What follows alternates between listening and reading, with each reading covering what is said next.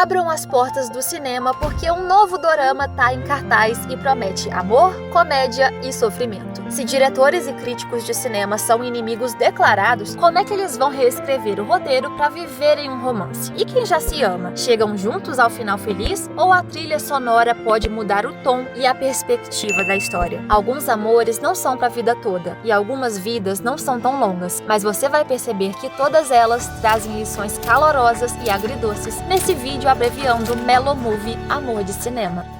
Quem nunca teve vontade de assistir todos os doramas do mundo que atire o primeiro guarda-chuva amarelo? E o Kugyeom é exatamente assim, só que com filmes. Desde criança, ele foi fascinado por cinema. E como seu irmão mais velho, sempre ocupado, o deixava aos cuidados do dono da locadora, ele foi criado num paraíso pessoal. No ensino médio, o projetinho de cinéfilo amante de Tarantino já era uma enciclopédia humana de filmes. E como é que ele fez para aproveitar esse talento? Ser um cineasta? Não! Kugyeom decide que vai ser ator. O problema é que ele é pior do que um manequim de vitrine. Mas isso não o impede de, aos 26 anos, participar de uma audição. E foi nesse dia, depois de mostrar o seu talento numa cena profunda de sono, que ele se apaixona à primeira vista pela Kim Woo-bi, o seu completo oposto. Desde criança, ela odeia filmes, porque competia com eles pela atenção do pai, um aspirante a diretor. Já não bastava ele ter dado o nome Woo-bi, que é o jeito coreano de dizer movie, que literalmente significa filme. O homem era mais apaixonado pelos vídeos do que pela filha. Como resultado, a Woo-bi odiava tudo que envolvia cinema, mas isso mudou quando seu pai faleceu. Num misto de saudade e ressentimento, ela decidiu seguir a mesma carreira para mostrar ao pai o quão patético foi se dedicar a vida toda por aquela chatice cinematográfica que ele fazia. É assim que hoje em dia ela trabalha como assistente de direção e conhece o ator Kugyeom. Se cara de pau não faltou, também teve um cineasta que deu palco pra maluco. Enquanto ele mal consegue ser um borrão lá no fundo das cenas como figurante, a Woo-bi se destaca tanto nos bastidores que ele fica curioso. O problema é que esse interesse é puramente unilateral. Mesmo sem nenhuma fala, o Kugyeom irradia carisma e conquista todo mundo com a sua energia extrovertida. E isso é justamente o que a Woo-bi mais quer evitar. Como boa introvertida, ela não quer ajuda, não quer conversa e muito menos quer ser o centro das atenções. Por isso, avisa pra ele deixá-la em paz. Funciona? Não, porque com a alma abastecida de filmes românticos, ele já virou um delulu apaixonado e continua abusado nas táticas de chamar atenção. É personagem defunto esticando o pezinho pra dar uma rasteira, é tentar acompanhá-la até em casa e roubar figurino dos outros pra almoçarem juntos. Esse aí, realmente está determinado a vencer ela no cansaço. Mas quando se cruzam fora do set, enquanto ela trabalha como cinegrafista no casamento do amigo dele, aí são coincidências demais pro Kugyeom não pensar que é o destino. Igualzinho acontece nos filmes. Os únicos momentos que não tá atrás da Woo-bi é quando participa da tradição do dia do cinema com seu irmão mais velho, Ko-jun. Ou se não, quando tá com o seu casal de amigos. Hong Si-jun tá na saga de virar um compositor musical famoso, mas enquanto o estrelato não chega, ele trabalha no barzinho retrô que antes era a locadora. A Song Ji-hwa é a que mais acredita no potencial dele, e além de dar apoio ao namorado bicudinho, ela se inspira na dedicação dele para também se aventurar no sonho de ser roteirista. Quando o fim de semana passa, o Kugyeom volta com tudo para sua missão aproximação, especialmente durante uma viagem para filmar fora da cidade. E dessa vez, ele tem grandes avanços, começando por isso aqui. Se alguém tem uma foto sua dormindo de boca aberta, babando,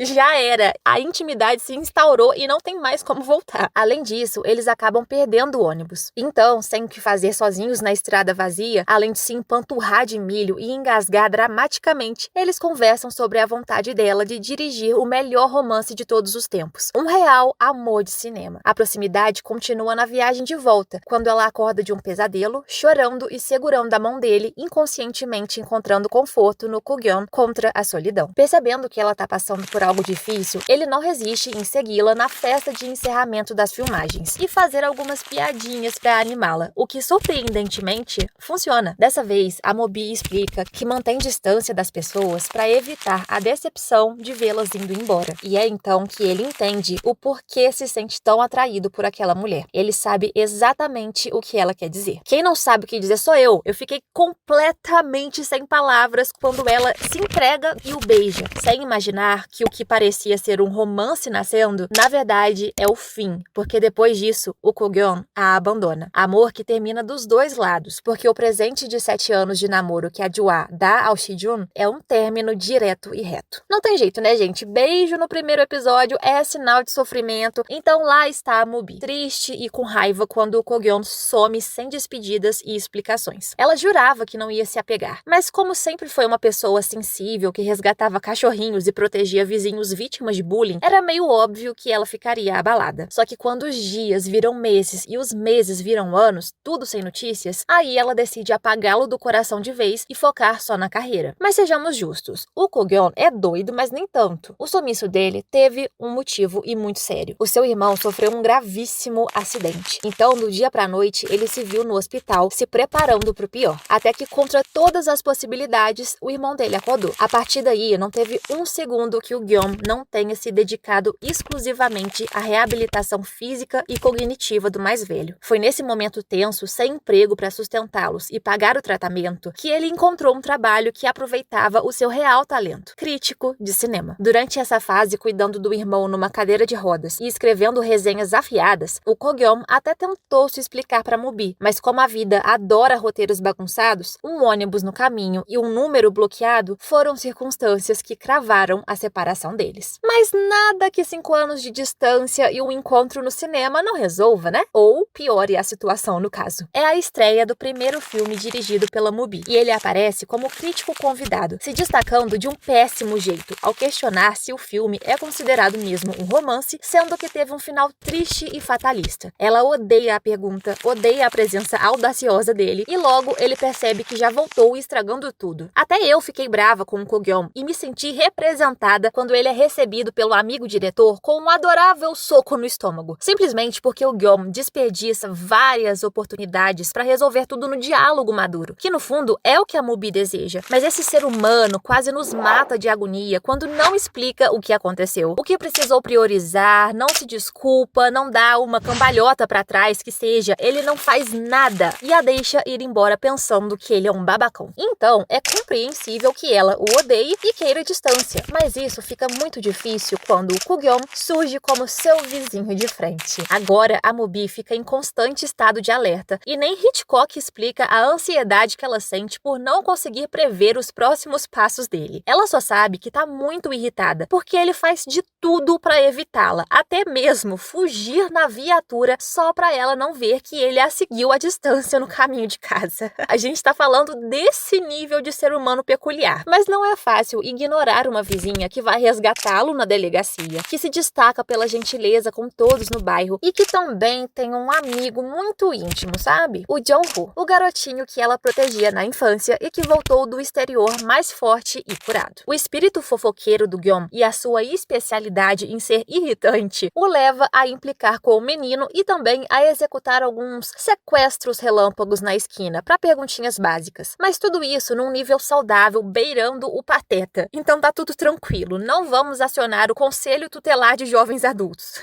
Até porque é daí que surge uma nova amizade entre os irmãos Ko e o Jong-ho, que aumenta as visitas para assistir filmes antigos de fita cassete, para fazer companhia ao mais velho e até serve como cupido pro Ko-gyeon e pra Moby. No meio de um pedido de desculpas michuruca sem quase nada de explicações, que a Moby quase precisa arrancar à força, além dos constantes encontros no bairro, intercalados com entrevista entre crítico e diretora e um filme projetado no quintal, eles percebem que uma sacada não vai separá-los. O Gyeom, com a sua personalidade de criança sapeca, não vai desperdiçar mais uma chance do destino, nem que ele seja atingido por uma maré de azar. Começa com coisas simples, tipo café entornado, carro estragado e estrada interditada a caminho de visitar os pais falecidos no cemitério. Mas a urucubaca cresce para um tsunami quando a sua promoção de cargo traz não só um salário maior, como notoriedade em todos os lugares. As suas críticas levantam debates sobre os limites perigosos entre expressão artística e ofensa, e a confusão atinge o ápice quando a mídia o o acusa injustamente de ser responsável pela suposta tentativa de suicídio de um diretor de cinema, quando na verdade foi só um acidente doméstico. Eu, pelo menos, já teria perdido todo o meu pouco controle emocional. Mas o Kugyeom segue firme, porque ele sabe que uma série de infortúnios pode levar a uma sorte inesperada. E é aí que a Mubi entra, seja como mecânica improvisada, seja para defendê-lo de situações que ele não precisa se submeter. E a gente já conhece a peça, né? Ele claramente interpreta essas atitudes cuidadosas como um sinal e pede outra chance para gostar dela. Tudo que ele recebe é um chute na canela, porque mesmo lembrando como ele foi fofo, atencioso e parecia verdadeiro no passado, a Mubi não quer cair no mesmo truque do abandono 2 vezes. Mas não tem como parar de pensar em alguém que faz pirraça bêbado no portão, que rola no chão pedindo para ser desbloqueado, que a derruba com um puff gigante no festival de cinema ao ar livre, mas que também demonstra ser diferente do pai dela. Apesar do Gyeom também ser muito admirado por filmes, ele tá disposto a desviar o foco da tela para se concentrar na história do mundo real e incluí-la nas coisas que ele gosta. E como é muito bom ouvi-lo bancar os sentimentos, sentir o abraço sincero e estar junto das pessoas importantes num caloroso encontro em família, ela abaixa a guarda. Nos dias seguintes, eles se trombam mais que caminhão branco e vítima indefesa. Mas não pense que ele avisou que estaria na pizzaria para jantarem juntos, tá? Foi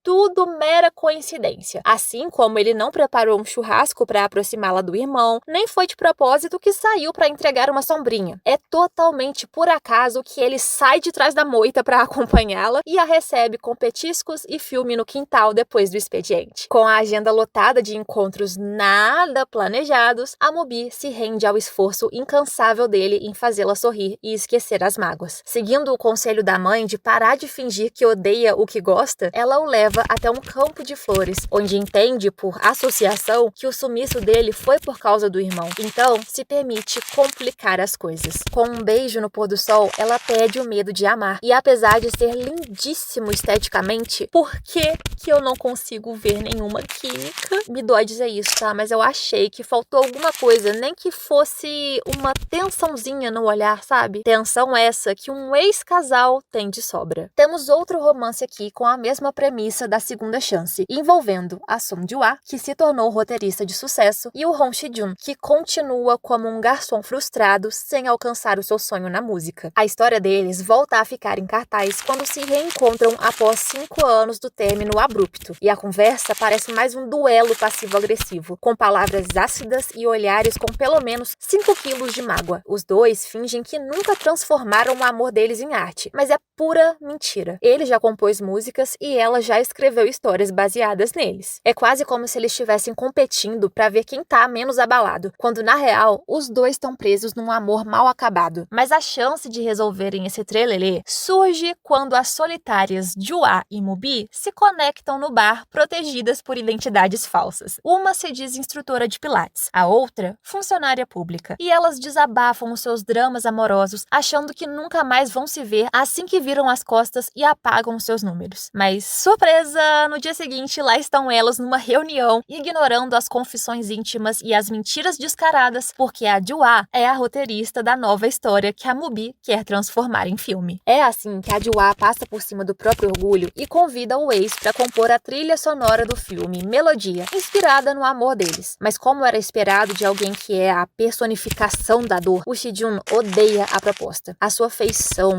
os seus olhos e a postura gritam o quanto ele guarda mágoas, rancor e pessimismo. Mas como a ex continua o cercando e é encorajado por todos os lados, o Si-jun amadurece a ideia e aceita participar do projeto. Mas pensa só, se trabalhar com o ex já é complicado, imagina quando os dois têm sentimentos conflitantes mal resolvidos. É chuva de espinhos. Ironicamente, o comportamento sufocante deles começa a descomprimir num lugar apertado, porque após ouvir a primeira versão da OST, o ex-casal fica preso no mini estúdio por causa da porta emperrada. Então, sem ter o que fazer além de esperar ajuda, eles têm uma conversa sincera, e ao lembrar do apoio e confiança incondicional da Ju-ah, o Si-jun percebe que ela o amou primeiro, numa intensidade maior, e foi a que mais se esforçou para dar certo. Se esforçou tanto que quando já estão do lado de fora num restaurante, ela conta tudo o que não gostava, mas que fazia só para agradá-lo, acreditando que anular a sua própria individualidade era a melhor forma de amar. Com um peso esquisito no coração, eles notam que no fundo não se conheciam tão bem quanto achavam. Mas o Sejun ainda tem esperanças de reacender a chama da paixão. Se em 5 anos afastados, a Jua não parou de ser a primeira a incentivá-lo de longe, e quando voltou para perto ainda ativa memórias apaixonadas,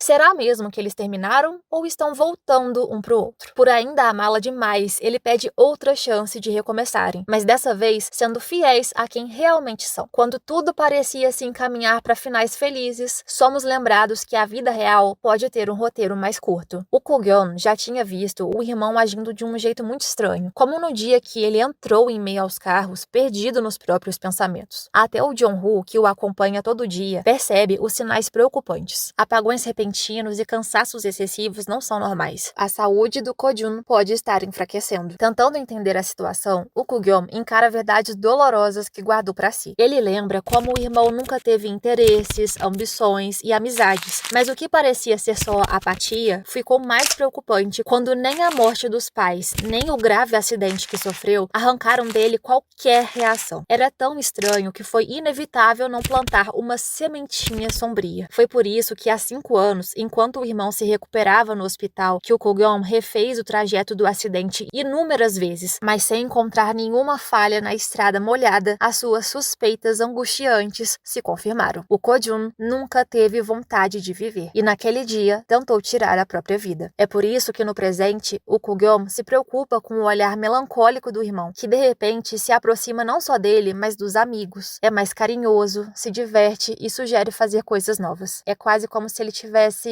se despedindo, e estranhando essas atitudes, ele não suporta mais manter a angústia reprimida. Os irmãos têm a conversa mais difícil e dolorosa, porque o Gyeom toca no assunto proibido, a tentativa de suicídio, sem saber que o real problema do irmão é um grave problema cardíaco. Ele diz que não quer ficar sozinho e lamenta pelo Ko-jun estar fazendo algo não porque quer, mas sim o preparando para quando não estiver ali. E ver os dois chorando é como se estivessem torcendo o meu coração. E para terminar de dilacerar, o Kugyeon encontra o diário do irmão enquanto arruma os pertences dele para internação, e as palavras lá dentro são devastadoras. O Jun revela que o seu propósito de vida era o irmão. Ele ralou em empregos difíceis, enfrentou responsabilidades e tentou passar por cima da depressão porque o caçula era a sua razão de existir, e não se arrepende dessa decisão. O mais doloroso é que quando o Jun redescobriu a vontade de viver feliz novamente, já era tarde demais. Ele nunca teve alta do hospital e o Kugyeon não o levou para Hollywood. O último encontro deles é no funeral. Só agora a Mubi entende o que o Ko-jun quis dizer sobre o irmão usar a personalidade despreocupada como armadura para esconder problemas que não sabe lidar. Mesmo cercado de amigos o consolando, o Gyeom mantém o sorriso e finge estar bem, mas é nos momentos mais normais do dia a dia que o seu olhar perdido no vazio revela o sofrimento solitário e silencioso para processar a ausência do irmão. Percebendo que ele não está pronto para se abrir, a Mubi lhe dá espaço, mas ao flagrar o namorado dormindo no carro há dias, sem coragem de entrar na casa vazia, ela percebe que ele não consegue enfrentar o luto, pelo menos não sozinho. É por isso que ela se convida para morar com ele temporariamente, chegando de mala, cuia e travesseiro. A confissão de amor dela e o apoio emocionante, mostrando que ele nunca estará sozinho, finalmente dá força pro Gyeom compartilhar a sua dor. Afinal, ele tá cercado de amigos, alguns com um pouco menos de jeito com palavras, mas que demonstram carinho com um umidificador de ar e uma sauna, porque isso também pode ser uma linguagem de amor e de consolo.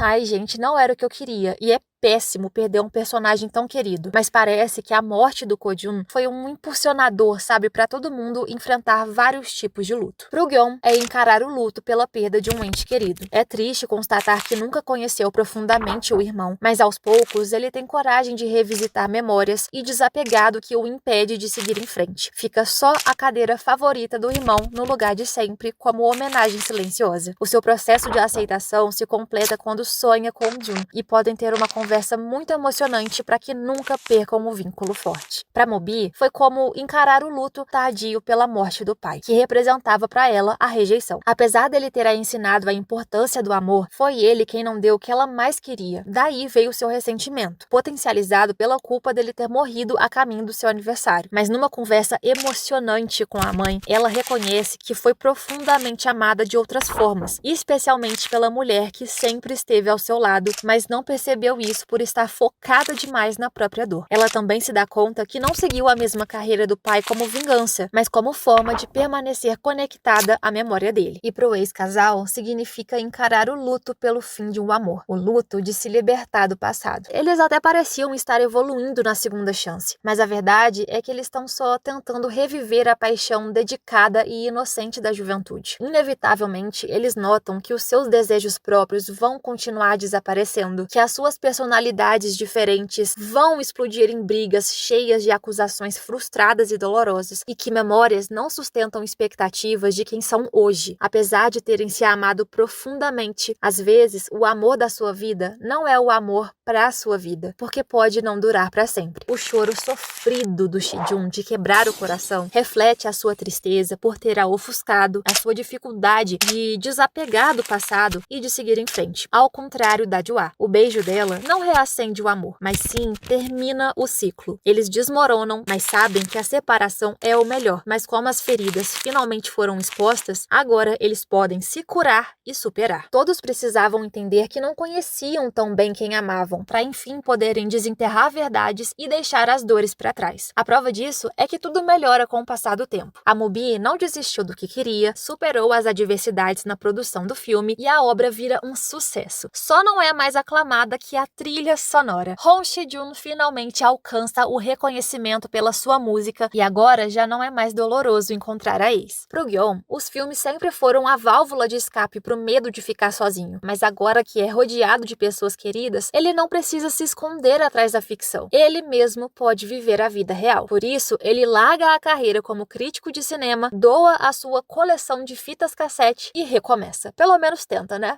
Boa sorte aí nas entrevistas. A Mubi, que sempre foi cativada por filmes de romance, agora pode viver o próprio, com beijinhos no quarto, coração acelerado, abraços quentinhos e um set de filmagem iluminado pela presença cativante do namorado, enquanto percebem que o filme da vida pode ter vários gêneros. Pode ser drama, comédia e até terror, se você for na cozinha de madrugada bem na hora que a geladeira estala. Mas também pode ser um amor de cinema, com superação e esperança. E é isso, né, gente? No fim, Melomovie não foi sobre romance, mas sim sobre relações, emoções humanas, dor e cura. E assim, como eu tô criticuda me inspirando no Kugyeom, eu confesso que mesmo amando histórias lentas, focadas em família e amizade, aqui faltou alguma coisa pra conquistar o meu coração. A trama do luto foi a espinha dorsal, né? A mais bem trabalhada e tocante, mas o restante eu achei superficial e repetitivo. O amor dos protas também me pareceu só razoável, sabe? Eu não senti a chama da paixão. Até os secundários tiveram um apelo emocional mais profundo. Foi bom. Chorei horrores, obviamente, mas eu não vou negar que eu tô me sentindo até meio anormal por não ter gostado tanto quanto as outras pessoas. Só uma comedinha romântica e uma boa ação com porradaria pode me curar agora. Até o próximo vídeo e tchau!